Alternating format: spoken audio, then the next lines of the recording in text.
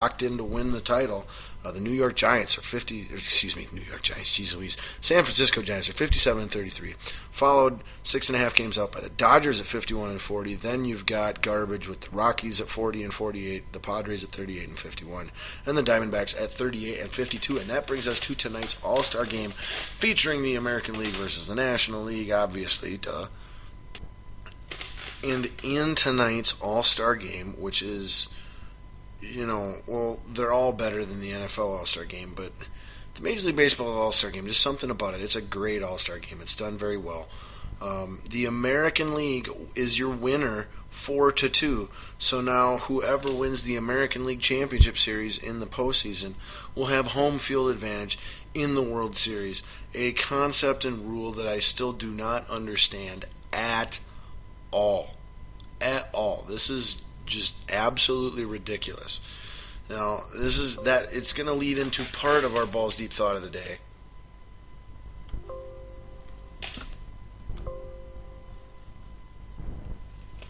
Hold on just a second.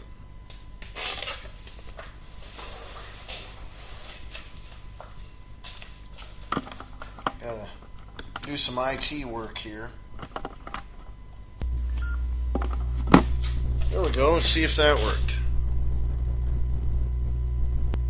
Alright, cool. Technical difficulty solved, and I didn't lose my entire show. Fantastic.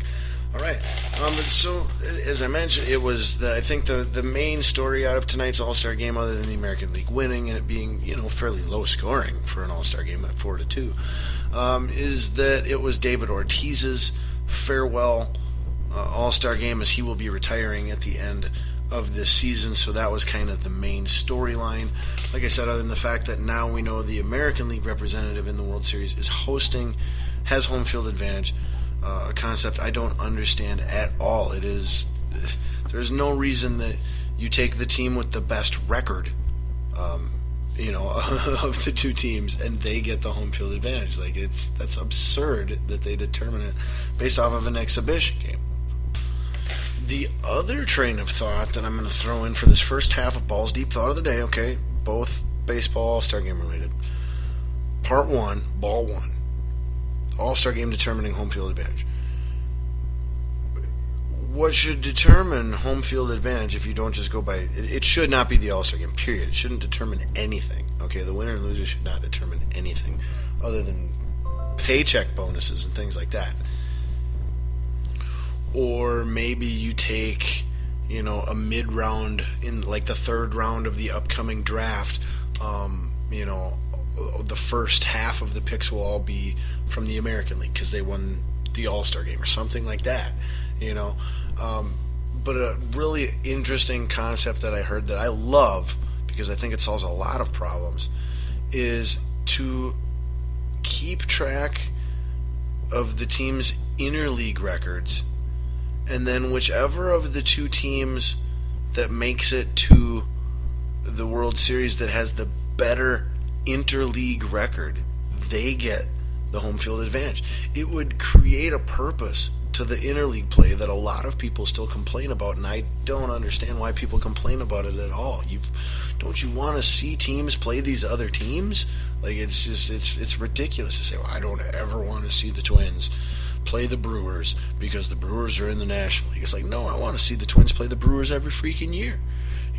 I'd like to see the Twins play the Giants once every 5 years. I'd like to see the freaking Twins play the Cubs once every 3 years. I'd like to see the Twins play the Mets once every 3 years. I want to see the Twins play every team once in a while. And so why not have the interleague play during the regular season actually mean something and determine who has the home field advantage? Because, well, you had the better record outside of your league than this team had outside of their league. Therefore, you're more deserving of the home field advantage. I think it's very sensible. I love it. But anyway, that's the A topic for Balls Deep Thought of the Game. Let's get to the B topic, which first I have to give you the results of Monday night's, home run derby, which saw, I don't even know how to say his first name. I'll call him Juan Carlo. I don't know if that's right, but Giancarlo, Juan Carlo, however you say it, Stanton. of the Marlins, the young super stud. He was your 2016 Home Run Derby champion. And much to my dismay, I was not able to watch very much of it because I had extreme severe weather in my area of residence pretty much the entire evening while I was wanting to flip back and forth on my couch on the TV between Monday Night Raw and the Home Run Derby, but I was unable to because my satellite signal was out for the good majority of the night. But based off of everything I saw, not only was it an entertaining Home Run Derby, as it always is. Seriously, when does the Home Run Derby ever fail to deliver an entertaining product? At least in recent years, since they, got rid of the whole basically infinite, pitches and opportunities format that they had before. But not only that, but that the performance by the winner, Mr. Stanton of the Marlins, was absolutely historically dominating and impressive. He had the 1, 2, 3, 4, 5, 6, 7, 8, 9. He had the 10 longest home runs hit at the Derby. All of the top 10 longest home runs hit, the balls that went the farthest at the Home Run Derby. Cumulative of all 8 participants, Mr. Stanton was responsible for all 10 of the top 10. The two longest tied at 497, and number 10 was at 481. So, he was crushing bombs. He crushed 10 home runs over 480 feet. Just absolutely impressive and dominating. And wow, just a great display and everything that you want, someone to do in the level you want a player to perform at in this type of event. And that brings us to the B-ball for Balls Deep thought of the day. And that is the Home Run Derby being such a great all-star game, all-star weekend festivity. It really helps make Major League Baseball's all-star experience, as does the NBA's slam dunk contest and three-point contest, the skills, as well a little bit. But the other things the other special events that they include in addition to the actual all-star game, which is the final event of everything. Now, hockey and football, NHL and NFL, they're in a little bit of a different boat. I think the NHL at least has a decent all-star game itself, but their festivities outside of that are really lacking and weak. And then the NFL, you've got no interest in anything. You've got little to no intrigue with anything going on up to the game, and then the game itself is just absolute unwatchable garbage for the most part. Now, normal deep ball thought of the day would go, okay, so what's your favorite or what's the best, special all-star related event? Is it the NBA Slam Dunk Contest? Is it the Major League Baseball Home Run Derby? Is it the NBA three-point contest? You have to be specific and you can only pick one. But that would be the normal Balls Deep thought of the day, but that's not where we're going here. We want to make things better. We want improvement, okay?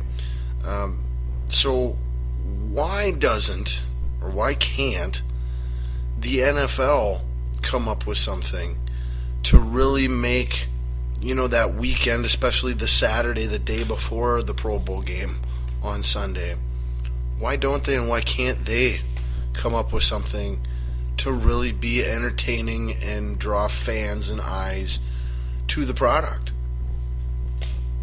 And to me, there's no reason they can't. You take the other formulas that these other sports have laid out in front of you that work clearly, repeatedly, and you incorporate them into your game. I don't see why we don't have at least 3 skill competitions from NFL Pro Bowlers. It's got to be like the elite or, the really young and talented, something like that, But why we don't have 2 to 3 competitions on Saturday of the Pro Bowl weekend, much like the Home Run Derby or much like the three-point contest and the slam dunk contest in the NBA. It would be extremely easy to devise a challenging and entertaining quarterback challenge. Everybody would be able to watch it and understand it, and you could very easily design courses, for this event that would it would translate and it would work well, okay? You'd actually get to display the skill that your players have, and a lot of people don't necessarily understand fully or appreciate. And then as well, not only do you have one of those for the quarterbacks, which would be your highlight, obviously, but you have one for the wide receivers as well, where they have an obstacle course to run through while catching footballs, and maybe, on the last one or the last two or whatever, you can only use one hand, and like the second or third one, you have to catch it in the air while jumping over a hurdle, or things like that. Like, it would be really easy, and you can set up the football throwing machine the same way you set up a pitching machine or baseball throwing machine, to keep things consistent and fair for all the competitors. But it's another event that would highlight skill and talent and be entertaining. And then finally, your weenie one that you do for fun just to fill time, and it's your opening act, for all of this, would be the kickers. Like, I want a really narrow goalpost that they gotta kick through, like super freaking narrow. Like I want to see a kicker make a 40-yard field goal through a goalpost that is no wider than my car. And then I want to see one that's, maybe the size of two cars, that moves left to right. It's not like a conveyor belt type of thing or something, moving left to right, with where you can predict it. It's just moving in a straight line. It's not random back and forth. But a moving goalpost, or having to hit moving bullseyes, you could do something with kickers that would be quite fun as well. And team them up with punters. Have teams of a kicker and a punter, and then they've each got their own set of challenges that they do, and boom, there you go. But I don't know, in my opinion, that is one of the most obvious things missing from the NFL All-Star experience, that is very prominent and impactful in both the NBA and Major League Baseball. And the NFL wants to figure this Pro Bowl thing out, so I think that's a great, not necessarily first step or anything, place to start or anything like that, but you need a bunch of fixes and solutions here, and so let's explore that one a little more and see if we can at least get something out of that as well. But anyway, that is all the time I have for this week. I went overtime. I have got to skedaddle and mosey. Like I said, I've got this mega huge epic interview for VikingsDigitalDiaries.com that I'm doing, and you got to go there and check it out. That's how you're going to find out who it's with, and you're going to be blown away, and you have to listen to it. So again, check that out. So you'll hear from me then very soon as well, hopefully. In addition to most likely sitting down next week and making it 2 weeks in a row of going balls deep again. Thank you for listening to the show, for continuing to support me and the show. I hope you enjoy it. I enjoy it. Thanks for being patient and understanding. Until next time, I'm Scotty Ball. I got to be getting the heck on out of here. Peace!